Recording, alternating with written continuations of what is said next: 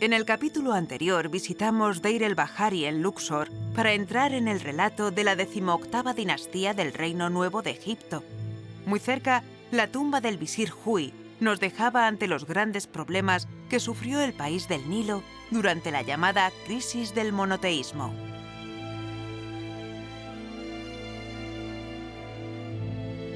Los elegidos de Atón. Para poder medrar en política en una corte como la de Amenhotep III, había que ser una persona muy inteligente y con una gran red de contactos. El caso del visir Hui nos sitúa frente al espejo de válidos y primeros ministros, equilibristas que movieron los hilos del poder bajo la siempre afilada mirada de un hacha. El visir Hui fue un político con los arrestos suficientes para enfrentarse al poder o a una de sus caras. De repente en el horizonte de la historia surge entre la bruma un personaje que por sus principios, por sus vinculaciones, por su defensa de la tradición ortodoxa, religiosa, clásica egipcia, sufrió persecución. A él le encontramos en el año 35 de Amenhotep III, que coincide aproximadamente con el año 7-8 de Ajenatón, ya en Amarna. Lo encontramos sacando piedra en Gebel el-Silsila para las construcciones del dios Amón en el templo de Karnak en el nombre de Amenhotep III oficial. ¿Qué es lo que se percibe aquí?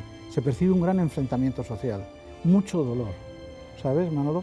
Cuando vemos esto, cuando hemos investigado la necrópolis y hemos visto otros daños, otras persecuciones que han hecho en las tumbas de los cortesanos, percibimos dos mundos paralelos enfrentados. Una corte oficial tradicional, ortodoxa de Amenhotep III, rey faraón tradicional, y otra creciente que cree en el nuevo Atón viviente, que va a ser el dios dominante.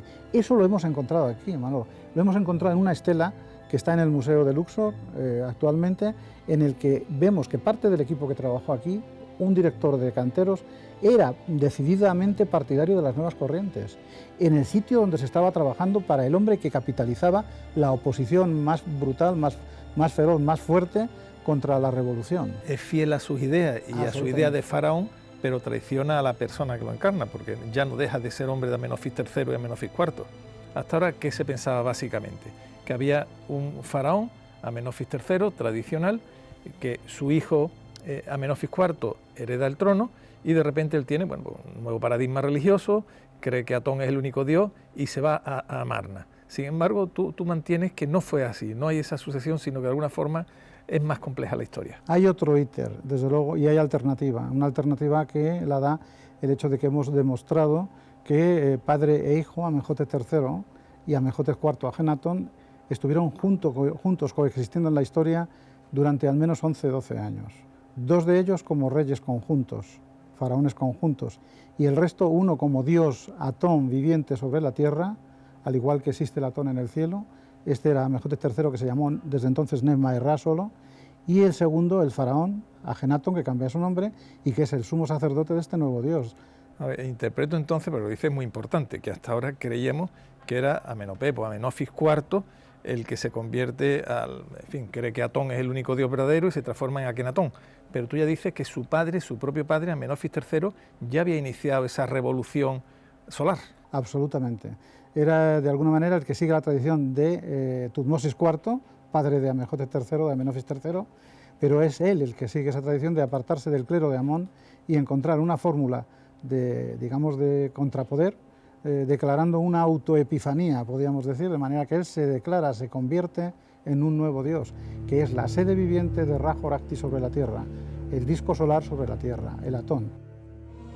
Resulta muy complicado elegir una imagen como icono de la civilización egipcia, pero hay menos dudas si consideramos a Tutankamón, sobre todo a su máscara de oro, como una de ellas. Tutankamón, el rey niño, el joven enfermo, el hijo del maldito Ajenatón, o quizás su hermano. Todo el mundo pensaba que Tutankamón era hijo de Akenatón, hijo de Amenofis IV, pero quizá no lo fuera. Si la biología egiptológica, vamos a decir, no nos da la prueba completa al 100%, me refiero a las pruebas del ADN, tendremos que ir a lo arqueológico. Y desde hace ya mucho tiempo se conocía que en el British hay un león con una inscripción en la que Tutankamón dice que su padre es Amenhotep III. En el templo de Luxor hay 8 inscripciones. Por tanto, ¿cuál es tu tesis? ¿Quién es el padre de Tutankamón? Mi tesis es que el padre legal, tal como dicen los documentos, es Amenhotep III.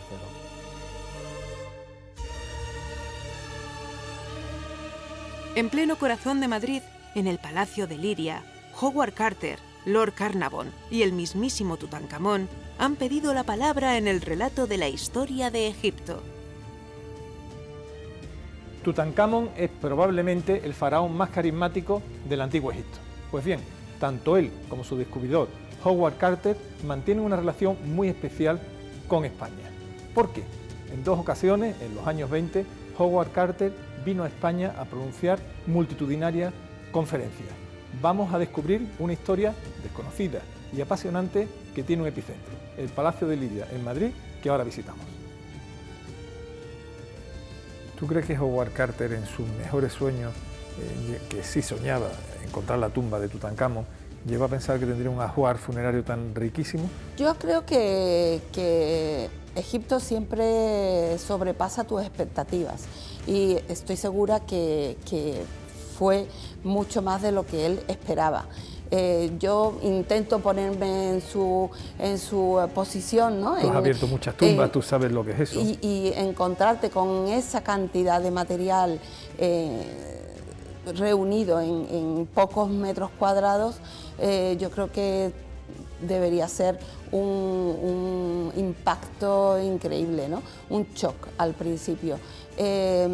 Luego, precisamente en una de las cartas que le escribe al duque de Alba, le explica qué es cómo él iba sintiendo esa emoción al ir catalogando y clasificando todos los objetos que se encontró en la tumba. Estamos hablando de 6.000 o más, un poco más de 6.000 piezas. A cada cual mejor. Cada cual mejor, obras de arte y todas apiladas en muy poco espacio. El duque era un ardiente anglófilo, se había educado en Inglaterra y conocía pues, a los principales aristócratas británicos. Lord Carnarvon lo conocía de allá del Reino Unido y el duque viajó en varias ocasiones a Egipto y en uno de esos viajes se encuentra con su amigo, quien le presenta a Howard Carter. Y ahí se comenzó esa relación de amistad con el arqueólogo y por eso el duque, que siempre sintió gran atracción por la arqueología, por la historia, por el arte, un enamorado de Egipto, convenció, creo que no hizo falta convencerlo, pero trajo al arqueólogo a Madrid.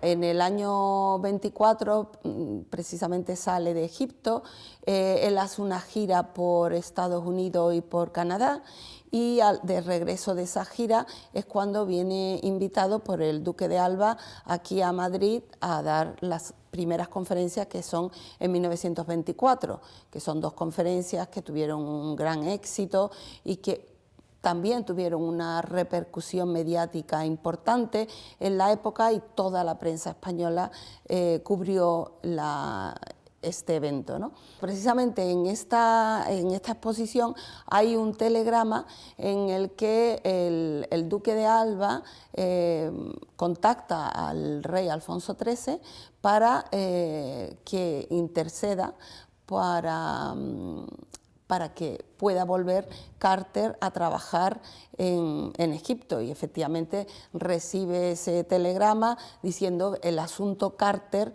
queda solucionado y Carter puede volver de nuevo a Egipto a continuar con las tareas de restauración, de excavación, de documentación de la famosa tumba de Tutankamón. Es decir, el duque de Alba se implica en la excavación de la tumba de Tutankamón.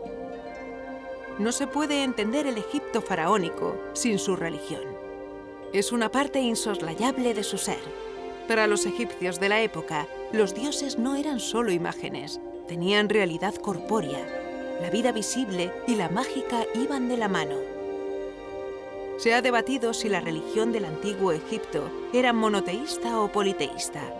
Algunos autores afirman que en realidad era enoteísta, es decir, existía la preeminencia del uno sobre los múltiples, aunque ese uno era un dios variable. hasta que la familia real de Amenhotep III lo cambia todo para colocar a Atón en el centro de un mundo nuevo, refundido y refundado. Akenatón provocó una revolución en Egipto, una revolución que afectó a temas religiosos, con el famoso monoteísmo, pero también económicos y políticos. De hecho, carga directamente contra el templo de Amón, que era una institución de gran poder en aquella época, cierra el templo de Amón, evidentemente confisca todos sus bienes, traslada la capital al Egipto central, a lo que es el yacimiento actual de Tel el Amarna, e inicia toda una serie de cambios que evidentemente encajan muy mal en lo que es buena parte de la civilización egipcia. Además tiene un problema añadido, y es a nivel de política internacional. Akenatón se va a encontrar con un enemigo feroz, que es el Imperio hitita. Akenatón necesita tener el ejército en Egipto para poder llevar a término con éxito sus cambios. Los hititas aprovecharán esta ocasión para arrebatar a Egipto una de sus provincias, la provincia de Siria. Claro, en este marco van pasando los años, no termina de cuajar su revolución y finalmente fracasará. La trascendencia de la reforma de Amenhotep III y su hijo Akenatón fue irreversible. Egipto nunca volvería a ser el mismo. Pero esto no quiere decir que se tratara de una revolución improvisada o que fuese fruto del pensamiento de unos radicales. Más bien todo lo contrario. La revolución atoniana vino desde arriba y se trató de un proceso minuciosamente planificado. Apoyada en grandes teólogos, la familia real diseñó un nuevo sistema religioso que refrendara su dominio político. En Egipto, ambos poderes eran inseparables y blindar el trono ante injerencias poco deseadas pasaba por administrar la religión o a los sacerdotes. La familia real estaba compuesta por racionalistas coherentes, no por iluminados. El fruto de este sistema de pensamiento revolucionario fue una epifanía, el nacimiento de un dios, el Atón viviente, que se encarnaba en la figura de Amenhotep III. Su hijo y corregente Akenatón era su sumo sacerdote, y las reinas Tille y Nefertiti, encarnadas en diosas, completaron la nueva representación del poder y la divinidad. El pulso con los sacerdotes tebanos de Amón se materializó en la construcción de un templo al norte de Karnak, donde se excavaron varios colosos de Akenatón. El templo se construyó para celebrar un jubileo, digamos irregular o herético, de Amenhotep III, mientras los fastos oficiales se celebraban en Malkata, en la orilla oeste, probablemente apoyados por el visir Hur.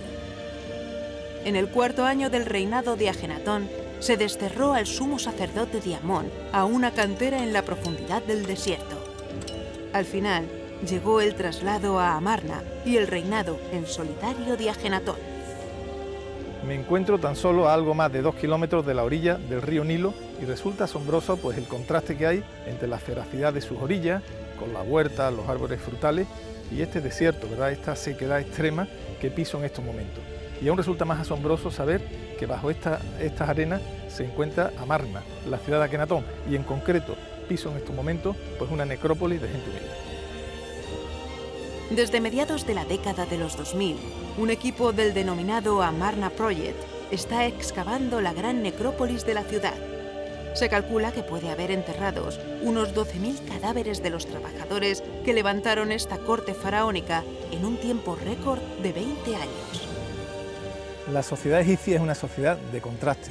Resulta muy llamativo pues, la diferencia entre los enterramientos, del enterramiento real, de los grandes sacerdotes, de los altos cargos de la corte, pues a los enterramientos muy simples, muy pobres de los trabajadores y de la gente más humilde como este que nos encontramos. Prácticamente un hoyo en el suelo donde se deposita el cadáver sin apenas ajuar, quizá un humilde anillo, quizá una pequeña vasija de cerámica. El estudio antropológico que se está llevando a cabo trata de establecer, entre otras cosas, el origen de los pobladores de Amarna en época atoniana, sus características físicas, las principales enfermedades o el tipo de alimentación más frecuente. Todavía hoy, al pasar por las orillas del Nilo, antes de alcanzar Tel Amarna, nos invade una extraña sensación de atemporalidad. Los agricultores, ganaderos y pescadores del Egipto parecen trasladarnos sin solución de continuidad a aquellas escenas de la antigüedad que tan bien se recogen en mastabas, templos, pirámides e hipogeos del universo faraónico.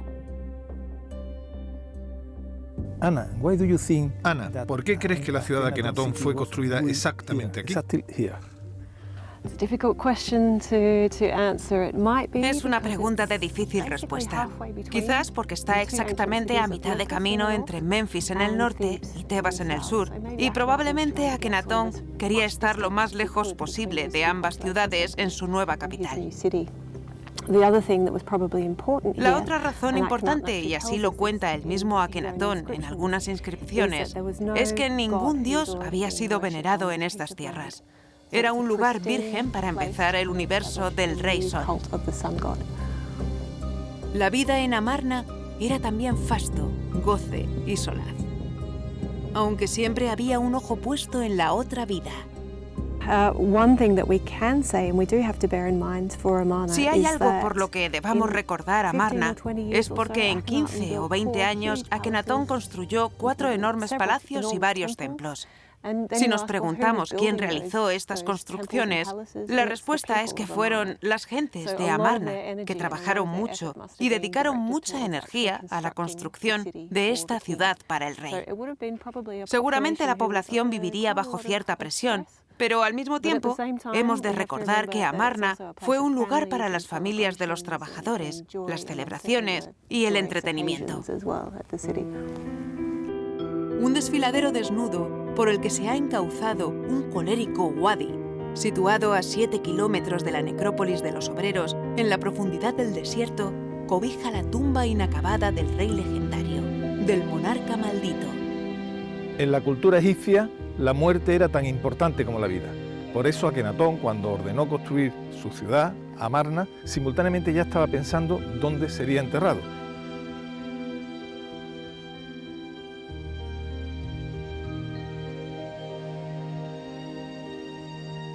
Ana, este corredor es monumental. Sí, lo es. ¿Qué es esto? ¿Qué es esta puerta?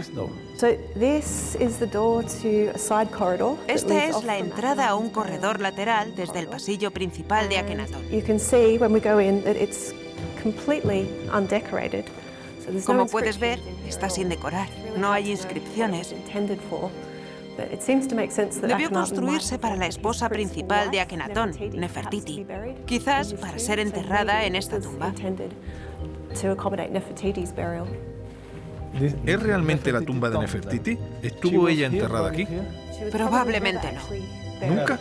No. Podemos asegurarlo porque está inacabada. Cuando lleguemos al final, veremos que la tumba está totalmente inacabada. No es adecuada para ser un enterramiento real. Este es un gran pasillo también, una tumba muy grande. Sí, es monumental para una reina. Esta zona está sin acabar, ¿no? Nunca estuvo decorada. No, nunca. Las paredes son de roca, no han sido preparadas para la decoración. Debían alisarse, tratarse y luego se pintaban. Así que el trabajo se abandonó antes de ser terminado. Wow, continúa. Hace una extraña curva. Exacto. Probablemente estamos bajando hacia la cámara funeraria. Pues ya sí parece que acaba aquí. ¿Sí? Aquí detuvieron el trabajo. Puede que finalmente no fueran más allá. ¿Esta es la piedra original? Sí, es la piedra original. Entonces, ¿es la cámara? La cámara debería estar cerca, pero no excavaron más allá. Es una pena. Lo es. La figura de Nefertiti fue realmente importante durante el reinado de Akenatón y esa preeminencia se nota también en su tumba. Hemos podido observar cómo sale del pasillo central, muy larga, con una forma tortuosa para llegar hasta aquí. Esta tumba nunca fue terminada. Quiere decir que la reina no llegó a yacer aquí, lo cual introduce aún más literatura y misterio en torno a la vida de esta enigmática reina, cuyo recuerdo nos ha llegado bien fresco hasta nuestros días. Ahora contemplamos este espacio vacío, pero sus descubridores tuvieron que despejarlo de arena y cascotes para poder vislumbrarlo. Ana, ¿qué zona es esta? Esta es la zona de la cámara funeraria de la princesa Meketatón. La princesa. Sí, una de las hijas de Akenatón y Nefertiti, que murió antes que sus padres. Maravilloso, es un diseño muy actual. Atón, el sol. ¿Y quiénes son esas figuras? Exacto. Podemos ver a Akenatón y tras él Nefertiti. Están en un templo. Podemos ver las columnas que representan las columnas de los templos de Amarna. Ellos miran al Atón, el disco solar en la parte izquierda, y los rayos de Atón atraviesan el templo y bañan a la familia real. Aquí podemos ver el Atón como un dios creador. Sus rayos en el horizonte creando el nuevo mundo. Y entre el sol y el pueblo, Akenatón y Nefertiti. Así es. Y los rayos del Atón tocan a Akenatón, Nefertiti y a la familia real. Tienen protección y una relación especial con el dios Sol. Curioso, en esta otra pared podemos ver el sol de nuevo, pero en otra posición. ¿Por qué? Correcto. Esta es la parte opuesta. Hemos visto al sol naciente y en esta escena lo vemos al final del día. El sol, siempre el sol. Siempre el sol. Esta escena es muy importante. Es muy difícil para nosotros reconstruir los rituales del templo. Aquí vemos la ceremonia del rey y la reina en uno de los templos más importantes. La manera en la que se hacían ofrendas al dios Sol al final del día. La exploración de cualquier tumba siempre puede guardar una cámara oculta a primera vista. Me encuentro en la cámara donde reposó el sarcófago de la princesa y estoy delante de un mural bellísimo. Aquí podemos ver la princesa debajo en este friso, pues las tradicionales ofrendas, pero en el panel central destaca la familia real. Akenatón, Nefertiti, otro de sus hijos, con dos características realmente singulares, únicas en la representación del Antiguo Egipto. Aparecen llorando con la mano, muy compungidos, gritando de dolor, tanto el faraón como Nefertiti, como las hijas, llorando de pena por la muerte de la princesa. Y además, y como suele pasar, tras caer en desgracia Akenatón, le piquetearon la cara, ¿verdad?, en Damnato Memoriae, para que su memoria se olvidara en los tiempos. El descenso a la cámara del faraón es el último paso de la intrincada tumba, el paso final, el acceso al más protegido de los lugares, el último descanso del Atón viviente, del único hombre con poder para interceder ante el dios. Y al final, la cámara real. Así es, la cámara funeraria de Akenatón. Este lugar es impresionante. Este es el lugar donde estaba el sarcófago de Akenatón originalmente. Se excavaron fragmentos del sarcófago. ¿Apareció el sarcófago? ¿Conocemos su forma? Sí, es posible la reconstrucción con las piezas encontradas. Tenía figuras de Nefertiti en las esquinas para darle protección al rey. ¿Estaban decoradas las paredes? Originalmente estaban decoradas, pero la piedra en el Valle Real de Amarna no es de buena calidad y la decoración no ha aguantado muy bien. Las paredes estaban completamente decoradas con escenas de la familia real observando al dios Sol, Atón. Pocos lugares imponen tanto y emocionan tanto como las cámaras mortuorias de los grandes faraones. Esta de Akenatón es especialmente singular por la singularidad propia del rey. Me figuro aquí su sarcófago rodeado por todas las riquezas que solían acompañar al viaje al más allá a los monarcas. Quizá también continuaran en aquella cámara lateral y sería realmente impresionante ver todo este espacio de riqueza y muerte donde descansaba el faraón que quiso representar al único dios verdadero, Atón, el rey Sol. Se respira un vacío, casi la nostalgia de un olvido necesario, o al menos impuesto.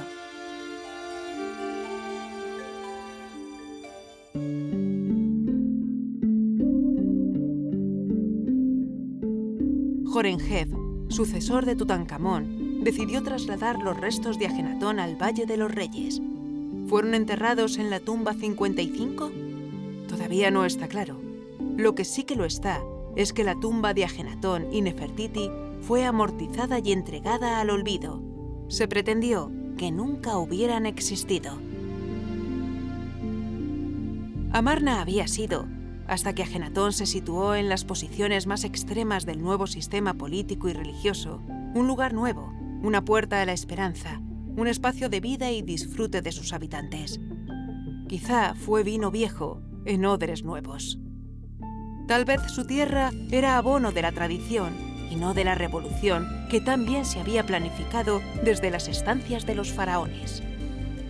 En cualquier caso, resultó una ciudad de la luz, un prodigio de la arquitectura y las artes, aunque también fueran nuevas artes, que brilló con gran intensidad durante un corto periodo de tiempo, aunque suficientemente largo para dejar una huella imborrable.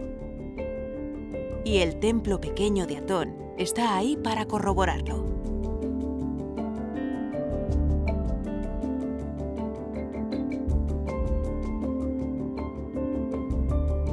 Tras este muro del templo se encuentran las ruinas del palacio donde vivieron Akenatón y Nefertiti. Tutankamón residiría en algún palacio bien cercano. Akenatón fracasó en su revolución y Tutankamón regresó a Luxor, bajo la sombra de Karnak. Al final, el dios Amón venció al revolucionario dios Atón. Parece ser que la restauración plena del culto a Amón no fue tan rápida como se ha dicho. Se trató de un proceso de años con cierto grado de complejidad. Gracias a la hipótesis de la corregencia defendida por Francisco Martín y Teresa Bedman, entre otros egiptólogos, la percepción, cronología y proceso de la reforma atoniana adquiere otra dimensión. Si bien la profundidad y complejidad de los problemas religiosos es muy grande, no se puede negar que el trasunto de la operación era político, casi existencial. La familia real de Amenhotep III, 10º faraón de la 18ª dinastía, quiso crear un mundo nuevo con nuevos esquemas. Un mundo en el que ellos representaban la intercesión y representación ante Atón, gracias a encarnar el Atón viviente. Los esquemas teológicos y consuetudinarios de Egipto no aceptaron bien esta reforma que siempre fue contestada desde el clero de Amón. Las sucesivas investigaciones arqueológicas irán aclarando el panorama y con los años, este episodio crucial de la historia antigua de Egipto quedará definitivamente resuelto. Al final, la tradición venció y, como diría el Sinué de Mika Waltari, que no el auténtico, así ha sido siempre y siempre será.